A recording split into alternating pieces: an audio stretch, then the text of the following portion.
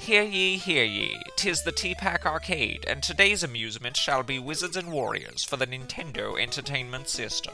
In this 1987 action platformer from Rare, thy quest is to guide the brave knight Kuros and rescue the fair princess of Elrond from Malkil, the evil wizard of Castle Ironspire. Kuros must traverse forests, caves, and the castle itself through 8 stages full of bats, gargoyles, specters, skeletons, and the like. But fear not, the forces of darkness shall fall at the thrust of thy mighty sword, or even at its pointy point, if thy jump happens to intersect a foe thusly.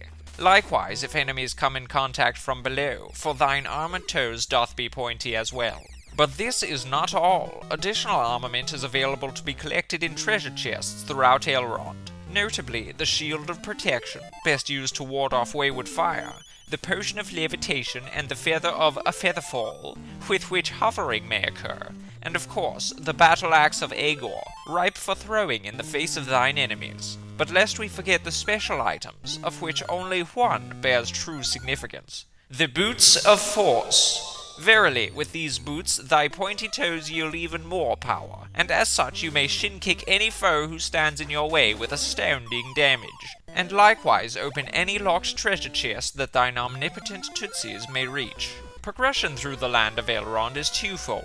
First, Kuros must collect a required number of gems scattered throughout the levels and behind doors, which may be unlocked by keys of the corresponding hue. Secondly, once said gems are rightfully obtained, Kuros may pass the Chamber Guard to face and vanquish one of Malkil's evil henchmen, namely the Blue Skull of Death, the Angry Pink Bat of Death, the Square Rock Face of Death, the Spooky Ghost of Death, the Spindly Spider of Death, and the Growing Red Skeleton of Death. Yet death is theirs to behold, for they are no match for thy deadly Boots of Force. Verily, great is the foe who is vanquished at the pointy point of thy pointy toes. Furthermore, the great power of thine attack is matched by the great majesty of thine aesthetics. Wizards and Warriors is a marvel to behold, with graphics rendered straight from an 8-bit fairy tale. No rock, no chamber, no tree branch deviates from the beautiful fantasy theme, except possibly the rescued damsels in their pixelated purple bikinis. Curse these game designers for their anachronisms and their lewdness. But I digress. The visual excellence of Wizards and Warriors extends also to its animation, with such nuance as Kuros' silly flailing and thy dangling leg induced by the clutches of death. Excellent indeed, as is the sound design of this game module. Thine ears shall rejoice at the ascending bloopy tones of a collected gem or a health-restoring slab of mutton, and the background tunes are like those of a true 8-bit bard.